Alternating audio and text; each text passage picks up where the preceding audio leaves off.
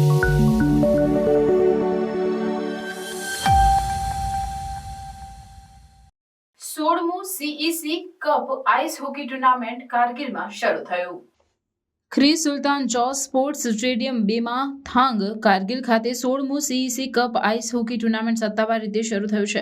આ ખૂબ જ અપેક્ષિત શિયાળુ રમતગમતની ઇવેન્ટમાં કુલ 38 ટીમો ભાગ લઈ રહી છે, જેમાં 32 છોકરાઓની ટીમો અને 6 છોકરીઓની ટીમો છે। ટુર્નામેન્ટની શરૂઆત ખૂબ ઉત્સાહ સાથે થઈ, જે પ્રદેશમાં આઈસ હોકીની વધતી લોકપ્રિયતાને દર્શાવે છે।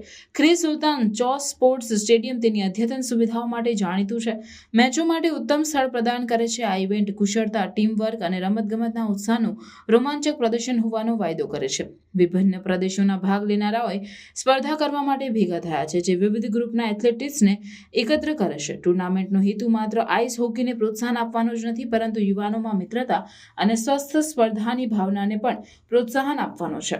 દર્શકો રોમાંચક મેચો અને પ્રતિભાશાળી ખેલાડીઓના ઉત્તમ પ્રદર્શનની અપેક્ષા રાખી શકે છે।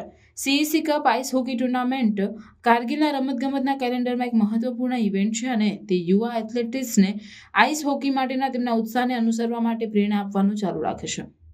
સ્થાનિક સમુદાય અને રમતગમતના ઉત્સાહીઓના સમર્થન સાથે ટુર્નામેન્ટ યાદગાર અને સફળ ઇવેન્ટ બનવા માટે તૈયાર છે।